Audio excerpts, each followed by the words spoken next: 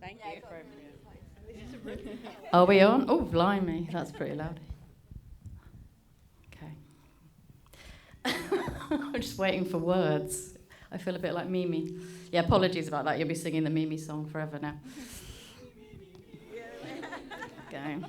Imagine that's a gallery exhibition piece. Imagine just having to listen to that all day long. Oh, hello. There we go. Look, that's weird. Okay.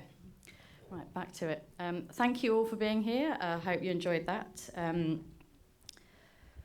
Yes, so I'm just going to ask a couple of questions and we'll throw it out for you to ask our lovely guests. Maybe to start, for anyone who came in a bit late, I'm Abigail. I'm a producer and programmer. It's my fault you've just watched those films. If we go along the line, if you want to just say who you are and what your film was, just to start us off. Yeah, I'm Lizzie and I was the director of Fright. I'm May, and mine was The Eating of an Orange. I'm Laura-Beth, and my film was The Gift. Cool, very good. It's only like 7 o'clock at night, and I can't even think straight. Yeah, so I would say I'm really glad that I got the three of you here, and that all of your films, I think, you sort of show us how alternative worlds are kind of unlocked by the power of the body, and that there's something kind of monstrous or unnatural in the stories that you tell that are occurring. I think that's quite nice. And I was really interested in your sound design. I'd like to start with that because all of you are really, I felt there were moments where you lean into like horror, and that's quite interesting how that comes through in your sound design. So maybe Lizzie, because you're right next to me, do you want to start first? Yeah, the sound design was always quite like an important thought from the beginning because the film is kind of also wrongly subtitled as ostriches, but they're actually emus. And I stayed at an emu farm with some old hippies, and several different occurrences happened, but like as in the different staying with different hippies, but these hippies had emus, and when I was kind of going back and thinking about like a story that could take place, it was just like really took me as a place. But when I'd gone back and looked at some of my videos, I remembered about the emus make this sound which is called drumming, which is like this really bassy kind of like, you know, and I remembered that actually when you're with them, it kind of feels like when you stand next to a speaker. So like you kind of like experience it. And so the sound design always felt like it was going to be sort of part of the world and the music, and so that was kind of like as much part of the like formation of the idea as like all of the other things that were kind of going on. But also noticed a lot. I was having seen your film before. I was like noticed it a lot more about the sound design and stuff in these previous screenings, and it's really good. I made the sound with my sister, who's an amazing musician. She plays under the name The Silver Field, and you should all go and listen to her music because she's amazing. And she makes all of her own electronic instruments. So she makes these like mad, incredible synths that only she knows how to play. And I've tried using them, but there's no there's no like labels on anything. It's just this like mad array of wires. So if you're not her inside her brain, it doesn't make any sense. But so she made all of the electronic sounds, and I played the bass and did all of the instrument sounds and did the like Foley sound design. And it was so much fun to work with her. She put up with me being incredibly specific and sending her like long essay-long emails being like, it's kind of like that bit in Twin Peaks when the sound does this thing, and she'd be like, okay, I'll try again. And she was very patient. But it was an amazing process, and I feel very lucky to have worked with her. And yeah, everyone should go and listen to her music. She's amazing. Music's not really my thing. So I never really have a very strong idea of sound when I go into a film. I do always make really long playlists that I keep adding to for years after the film's been made as well. So we had a lot of like soundtracks and music, and basically any song that had the word witch in, I just put into a massive playlist. So we put that on whilst we were animating. But I'm very fortunate to also be married to my composer, which I always advise doing. Find a good composer and then lock them in for life. So he's over there, Ben. So he does all of my music, because often I will be like, oh, maybe it'll be something like this, and he'll do it. I'm like, I hate that. You do what you think is good, and then it is good. But we watch a lot of horror films. We pretty much exclusively watch nothing but horror films and then animated films to sort of balance it out. So yeah, there's a lot of like horror tropes and things in the film, and like, you know, there's the really obvious Rosemary's Baby reference in it as well, which is my favorite horror film. So yeah, we're kind of just embedded in horror all of the time. Our house is quite horror themed. So it's just, it comes very natural to us, I think. Yeah, I mean, it's interesting because I think your two films particularly, there was a lot of the high, you know, the high pitch. You get that kind of high pitch, and you both did those kind of like fast cuts between the worlds and things. I thought it was quite interesting. So maybe carrying on talking a bit about, I think it's really interesting that you're talking about menstruation and monstrousness and this kind of like the gift rather than the curse. So I'm interested, like, because you did that for the BBC. Yeah. How easy was it to pitch that and like be like, I'm going to draw blood, and you know, they didn't were care? fine with it, weirdly. Like, I don't, as far as I'm aware, we didn't get any pushback from the BBC. The production company and my producer occasionally were like, blood. And like, I remember the only kind of query I got about it was about the like the bathroom scene, and there being pants on the floor with blood in it. And I was like, right. And they're like, but would you do that? So I fucking would. Like, why wouldn't you? And it's like, oh, but would you put it on the floor? It's like, yeah, I'm in pain and I'm crawling into a bathtub to like ease the pain. I don't care where anything is at that point. So I was like, I don't know, maybe I just have worse periods than some people, but I don't care where anything goes. I just need to be naked and hot. So it's like real life inspiration for this film. Yeah. But yeah, no, the BBC were fine. Are you a witch? That's the real question. I get that question weirdly a lot. No.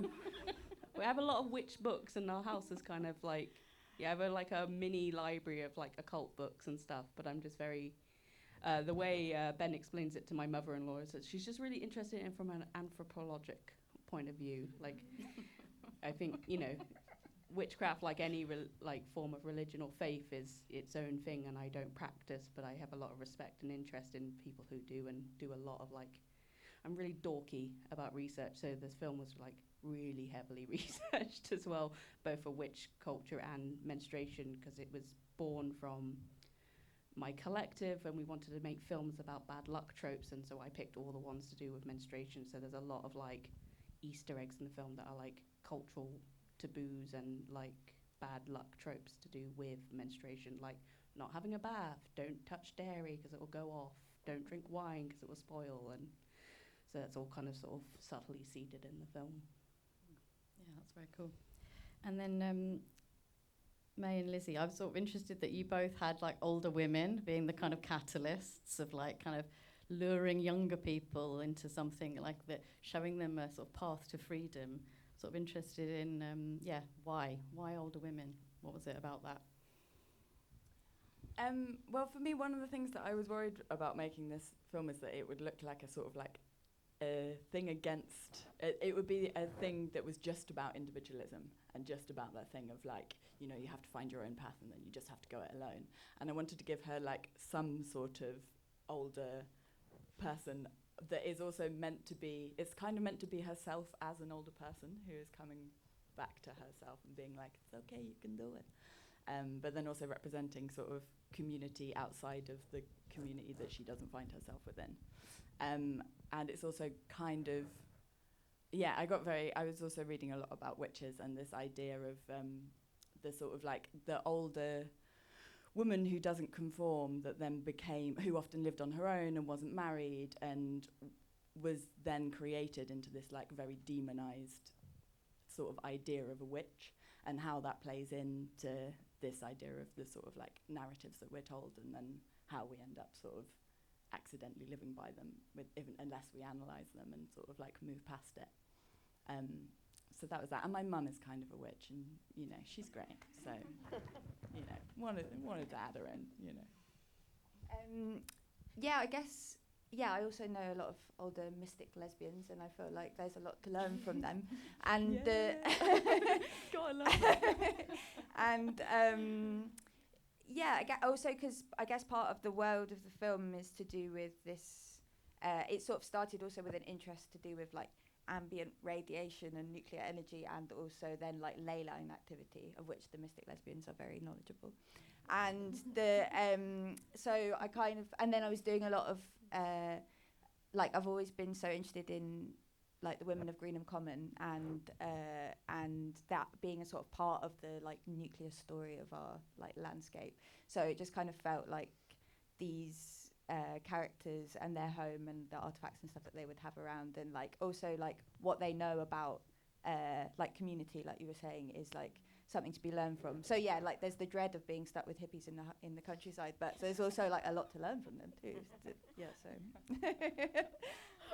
I didn't realise that was the dread. I suppose that is Dev's dread, is a bit, isn't it? He's like, yeah, thinks they're going to murder him. Does anyone have any questions? Throw it out there. Oh, Malcolm. Yeah, hey, Abigail, thank you. Hang on, Anna's going to bring you a microphone, Malcolm. Come on, let's do this professionally. Not my aspiration. Abigail, thank you. Great selection. And Lizzie, I came within a metre of running an emu down in my car about 5 weeks ago. Yeah. And I once hit an emu in a truck, and it's interesting.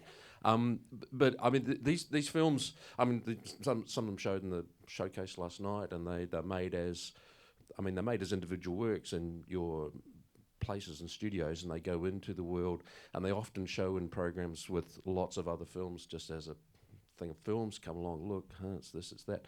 But in a screening like this, they're more contextualised to a particular subject, and there's messages within those films, I think, when they're shown, particularly in a program that is contextualised to that. And I'm wondering how you all feel about lines in the sand about when young people should be introduced to these messages, and when young people are okay to see the kinds of films that are on the screen that we showed tonight. And I'll throw that one. We've got the curators, we've got the filmmakers, so different perspectives. I mean, I didn't give it an 18 rating. Usually I would have said that was a 15 rating. I mean, I don't know, that's almost bordering on the, is it all right for children to know about gay people in a sense to me, like about queer culture. So I would say, I mean, obviously, yeah, there's a sexually explicit film in there, and there was, well, more than one. But it's all, it's all drawn. No, actually, some of it is actually live action. Anyway, that's why we got an 18. No, I think that young people need to see these films, and I think that's what's really interesting, even in the time that I've been doing this program, how much more mainstream acceptance there is, even in Hollywood, about representations of queer life. And like, I mean, I keep coming back to the substance. It's just like this way of talking about femininity and female, body horror, and kind of how we're, this kind of social conditioning, which is obviously in a lot of the films about how, the gender binary and all that kind of thing. Yeah, I mean, I can appreciate you probably wouldn't want to necessarily show this to children under 15, but, that's up to also the adults, their parents and carers to make those decisions. Other thoughts? I guess it depends on the film slightly. Some of them are probably more on the extreme end. But I think in terms of like having representation and presenting alternative stories and alternative narratives, I think it's really important that younger people have access to those stories. And, it's like that was kind of one of the main influences of making the film, was this thing of like, if you're only getting told one narrative, then it's quite hard to find yourself. It's a whole journey to find yourself outside of that. Whereas if there's more access to those stories and, a broader spectrum of life on screen, then I think that'll only benefit people. I think with my film particularly, because it's sort of dealing more with like female health rather than necessarily sexuality, which I could also talk about for quite a long time, but I won't. A lot of the research I did into the menstrual taboos and stuff came from charities and organizations that are dealing with unpicking those taboos and stopping young girls from being sort of ostracized during their menses, or not understanding them, not making life harder or worse for themselves during that time. And it's a really weird one, I myself didn't realize how much of a taboo it was, because I talk about it all the time and it just doesn't occur to me not to. My mum was a nurse, so medical stuff is not weird to me. But there were some people that when I made the film, they're like, you can see they're like, oh, that film. And I'm like, yep, that's the subject matter. It's weird in this day and age that's an odd thing to talk about, but I guess it is for some people. And also, I think the year this came out, it was like the year before was the first time Body Form had shown blood in a color blood of red in a period advert, and rather than it being the blue color. And I was like, oh, I couldn't believe that was only happening like the year before this film was made, and that was about 3-4 years ago. So, yeah, it would be nice to make more. I didn't realize there was so few films to do with menstruation, so I'd quite like to make another one. This was like the first of 3 films I made about witches, so maybe it can also be one of another bunch of films I'll make about menstruation. But it's a subject that weirdly doesn't get talked about, despite 50% of the population going through it most of the time. So, yeah, it's an odd one. Yeah, I actually think I first learned about menstruation watching Braceface. Did you ever watch Braceface? Do you remember that? It was a cartoon on. And I asked my babysitter what it was, and she was like, "I think I've got to wait until your mum gets home." Like, really? And then, but yeah, so I think it's really important. A lot of stuff I learned about from cartoons. Actually, thinking about it, and I think also I think there was quite a lot of cool, rad cartoons on in the 90s, early noughties and stuff that actually did teach me a lot about being kind of comfortable with being a woman, or having a kind of, I don't know, there was just quite a lot of cool stuff to do with identity, which I think is sort of, I don't know, I feel like there is quite a lot of good sort of Nickelodeon-y Cartoon Network stuff when you go back and watch it. But it's sort of tipped away again. I mean, the Liquid TV stuff, and it was all looking great. I mean, I'm wrapping up doing some programming for a kids film festival in New York, and the line, there are some obvious lines in the sand that you want, but the when it gets grey, the people there, the line in the sand for them seems to be, we don't want to force parents to have a conversation that they might not want to have. I'm like, okay. So I just wonder how far we're really going if that's the line in the sand. But that's New York, not here. But you have to talk to them. They're your children. What are you gonna do?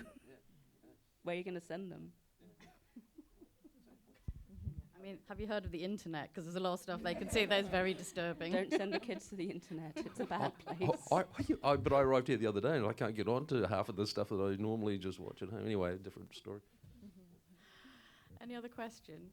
I have a question for Lizzie. That's all right. When you were with the emus and the hippies, did you do much dancing with them? Because I think that there's a really amazing way that a lot of older hippies that I know have of dancing, and it's very special and specific. And I was wondering how much you'd been dev. Yeah, I have been dev, but not with the emus actually. That was different, but it was a different time. But yeah, I've been dev. I felt awkward around that dancing as well. I was also looking a lot of the. Have you seen that Peep Show episode where he goes to Rainbow Rhythms? Yeah, so I was looking a lot at that for reference. That was what for his feeling, but also like I say, there's something to be learnt about. It's I envy them, but also I'm afraid of them. One day you may be them. One day. Oh, okay. Thank you. Okay. So I have a question for Lizzie. Actually, that's my second time to watch your film, and the first time is in the graduation showcase. And I noticed Egg did the breast cancer surgery. I think that's you designed that for a purpose, because that makes she becomes a fighter. She conquer a lot of bad things. But my friends just keep telling me that's you design this character just want her look more like a witch. But I still believe in myself. She do the breast surgery cancer. So can you tell me the truth? Yeah, she has. That's really sweet that you noticed that. And yeah, well, it's inspired by my mum and her uni boobs. So that's what. Who's also a strong person.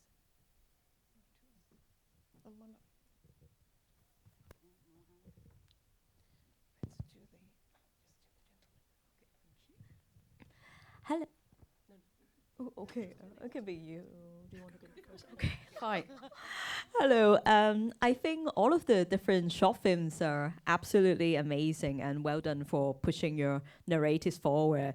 I feel a lot of people definitely will benefit from seeing different side of things. I recently, it was a completely different scenario where I was talking to someone after a film screening, and sometimes I wonder, and I want to ask all the filmmakers on the panel, how do you strike the balance of expression like expression of art, of your filmmaking, and balancing it with having your message, your maybe film from the film coming across to your audience, different kind of all kinds of the audience. Who wants to take that? I think when I was making this film, it was one of the things that I thought about quite a lot, because I knew that I wanted to make it in quite a sort of abstract way, but I still knew exactly what I was trying to say. And it is a fine balance, because you don't want to like over-explain yourself. I think often when films sort of like really are like, and now I'm talking about this, it can sometimes, you don't have to go on the journey yourself, so maybe it's an easier message to just sort of like get and then let go. So I wanted people to sort of like have to figure it out themselves, if that makes sense. But then also following the feeling of it, so that hopefully even if people don't get the symbolism of like every little thing that I put in there, then the feeling of it is what like runs through and is the prominent thing. So I guess it's like, yeah. Does that answer the question? It was just out of absolute curiosity. Okay. Or maybe I'm just a bit conscious about that question when someone was saying certain things about how they feel like they prefer filmmaking a certain way. Oh, sorry. Anyone else want to talk about message and art?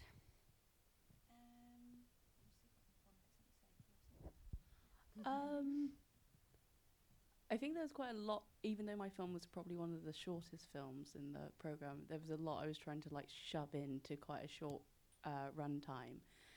And your runtime is because of that's the brief, isn't it, with the BBC? Was it 3 minutes? I think it could be longer, but I just like a short film, like a really short film.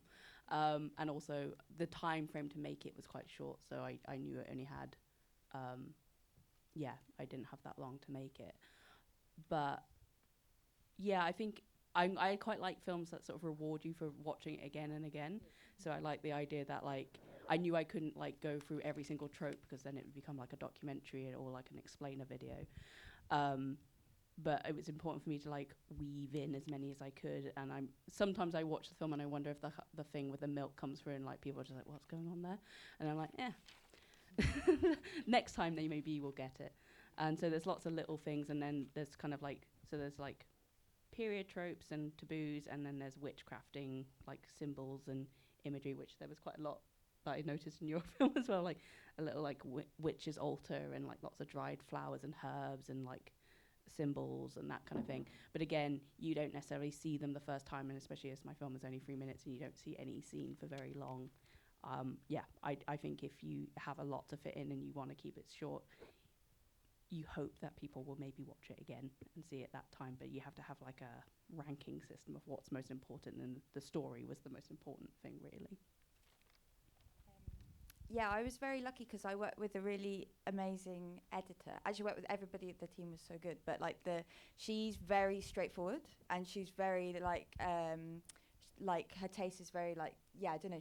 She just kind of needs things to make sense. Whereas my art school background, there was a bit more like, maybe it's about this and it's also about this and blah, blah, blah, blah. And she's like, I don't get it. And I'm like, okay. And then she was like just being so strict with me, and I found that so helpful. And actually to have somebody there that's like kind of helping you make it make sense, but also like, because it is more rewarding if you feel like there's a part of it emotionally that you're kind of getting.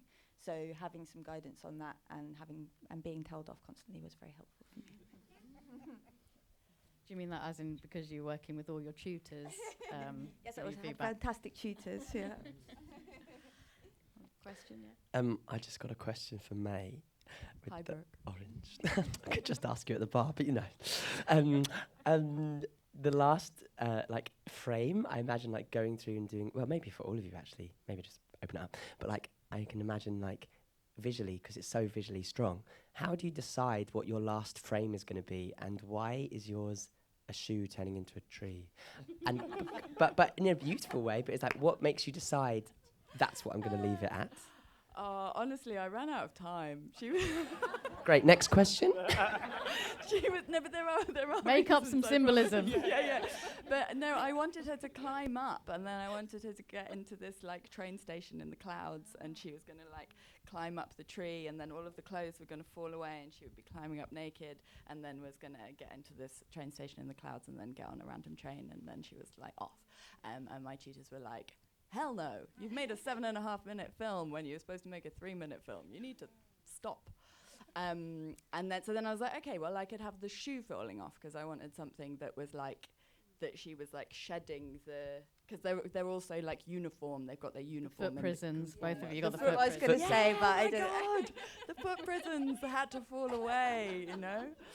And then the shoe fell off, and then one of my tutors pointed out that that's like a very Cinderella emblem of being like, you know, waiting for your prince to come and find you. And what I wanted was for it to sort of, you know, fall away. So then I thought, okay, well, it's about where we then take it. So I wanted it to sort of turn into mold and then turn into a tree, because it's not about denying that those things ever existed, because that's impossible, but it's about where you then, you know, what you do with that shedding and what you then grow it into. That's the important thing. So that's why I wanted to end on a seed, because it was a symbol of, you know, growth of, and also something that you could sort of, whatever position you were watching the film from, it would hopefully make you think about what that might be for you, and what it is that you want to grow if you were stepping outside of convention. It was beautiful. Thanks, Brooke. That was actually another. I noticed that when from watching it again, thinking about it this time, it's like there's obviously the take off your feet prisons, but also which I encourage you all to do, but also leaving with something that's not fully formed yet, like that you're, because it was, you know, like it's a shoot, and that's kind of what I was hoping about the egg. It's like it's not hatched yet, but if you take, you know, like you can go and take it with you and send it something else, and like it's the possibility for something new to start with other people elsewhere or something like that. Yeah, completely. Yeah. And also for a sort of like message, you can't tell anyone else what that looks like. It's like, it is all about being like, and you can grow it into something, and then trying to sort of be like, and it could be like this. It's kind of just shoehorning people into your own narrative, was what I was kind of thinking about. Yeah, it's got to be your own version. With mine, it was just, I like films that like bookend, but also the whole kind of treatise of the film is this idea of like these bad luck tropes being kind of like weirdly mystical and kind of magical, and although they have kind of a negative tinge to them, trying to like flip that idea is like, if you could like turn milk bad with a touch, or you could like look at the sky and make it rain, isn't that also witchcraft? And so it's this idea of her, like the knife sort of levitating at the beginning, and her being sort of half aware of it, but not really, and not in control, and then at the end, fully aware, fully in control, and she can harness her magic, her power for her own devices. Very Carrie, yeah. Very Carrie. Though you didn't go like full scale slaughter. The possibility, though, is No one's made her mad, but she could. Other questions? One at the back.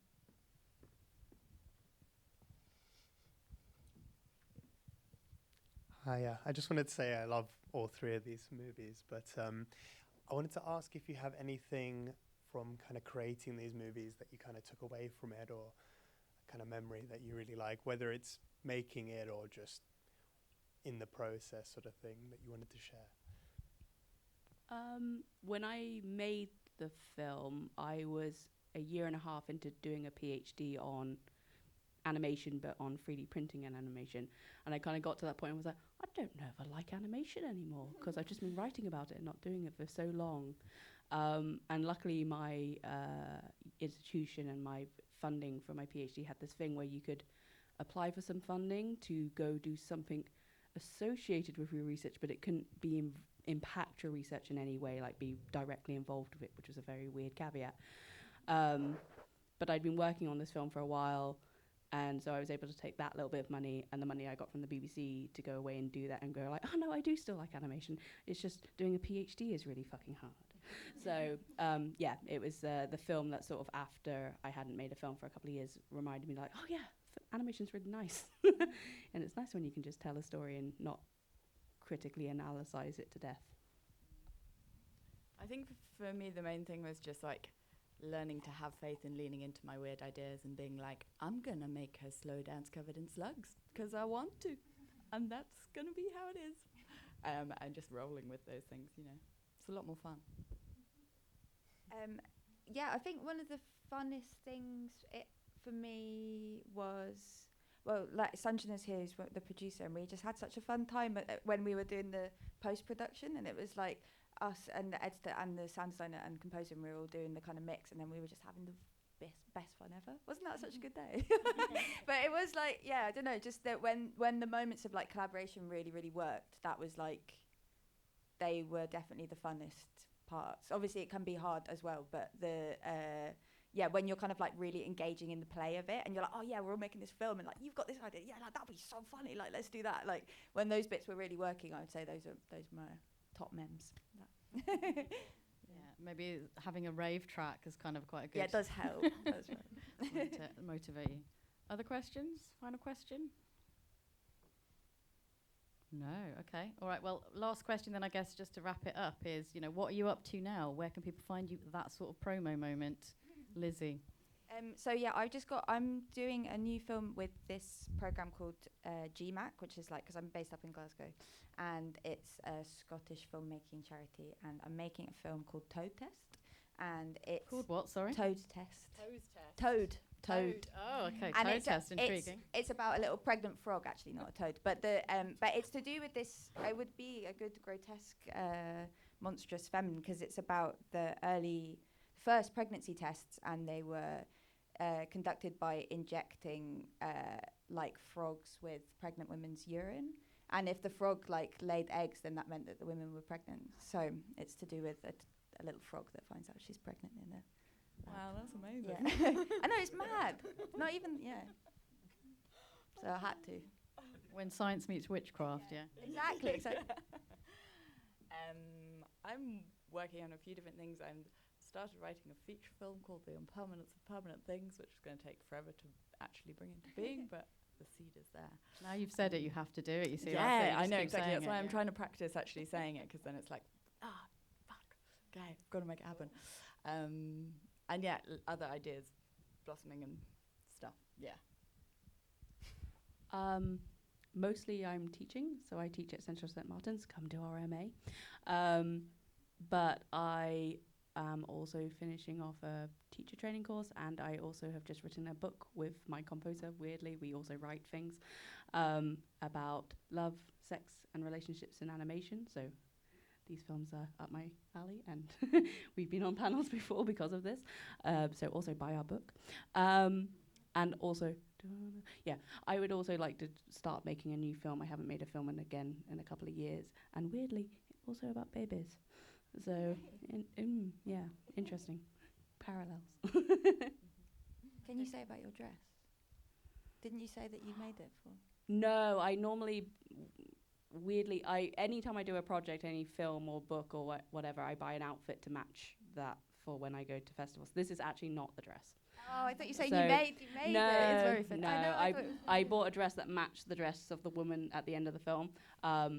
And I brought it with me, and then felt weird about cosplaying as my own character, so didn't wear it. I think everyone should do that. That's a when great that idea. film came out, its whole festival tour was during COVID, so I didn't get to like wear it anywhere. But it did go to Salem, which was pretty cool. I didn't get to go to Salem, which is very sad.